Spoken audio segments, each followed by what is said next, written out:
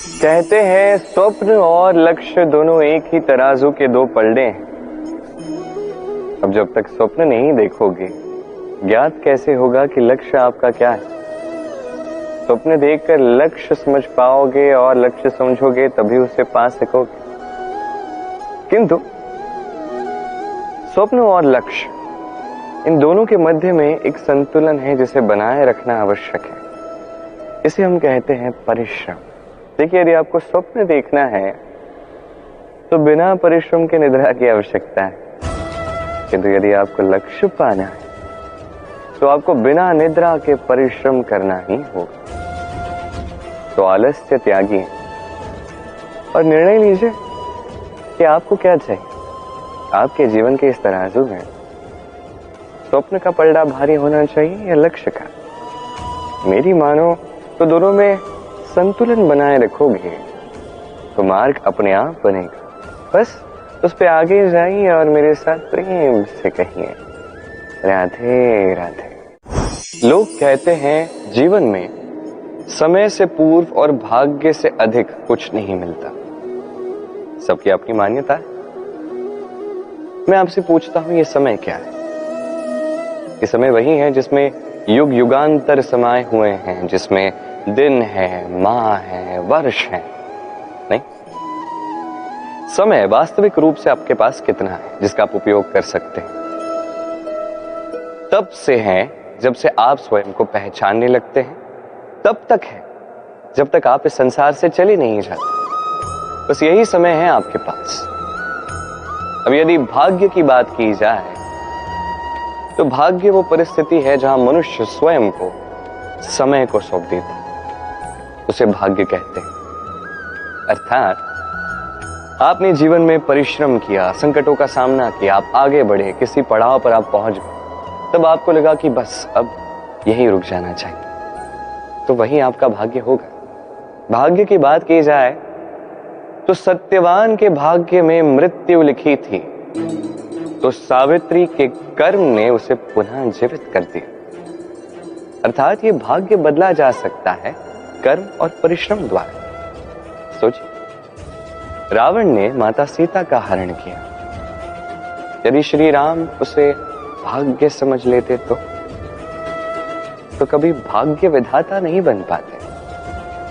भाग्य एक बेड़ी है जिसे तोड़ना आवश्यक है अपने लक्ष्य तक पहुंचने के लिए, भले ये लक्ष्य परमात्मा तक पहुंचना ही क्यों ना।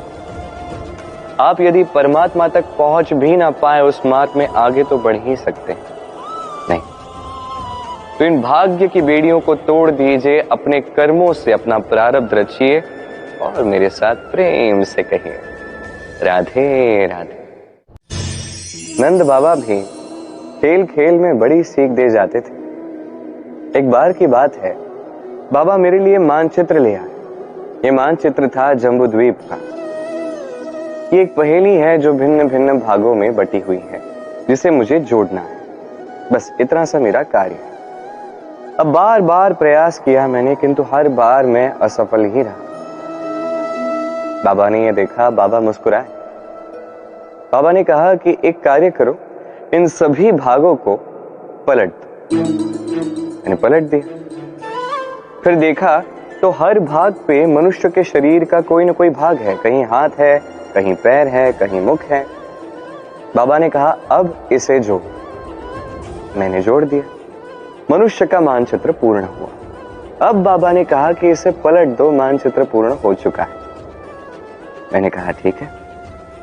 मैंने पलटा, देखा जम्बूद्वीप का मानचित्र पूर्ण हो चुका।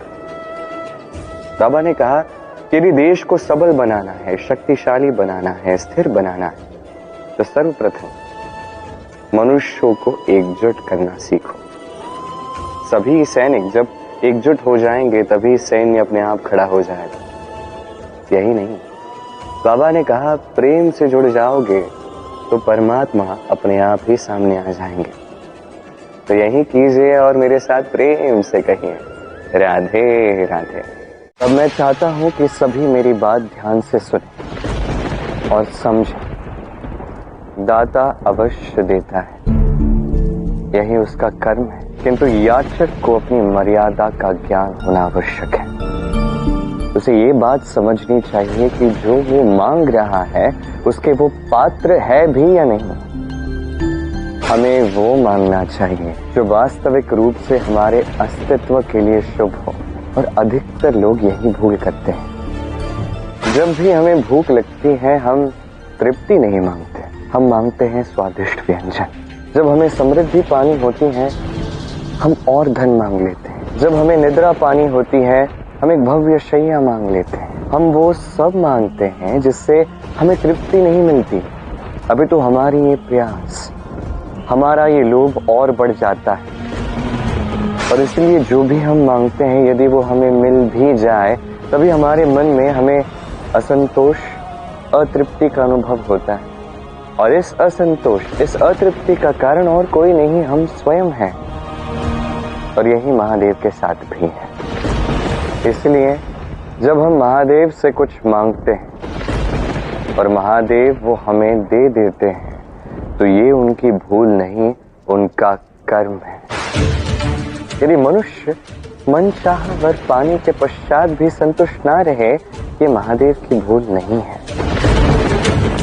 महादेव तो उस पिता की भांति हैं जो अपने संतान के परिश्रम को देख के, उसकी प्रतिबद्धता को देख के उसे वो देते हैं जो वो चाहता है। उस शक्ति को प्राप्त करने के पश्चात वो उसका सदुपयोग करता है या दुरुपयोग, ये उस पर है। वो उसका कर्म, और उस कर्म का परिणाम उसे अवश्य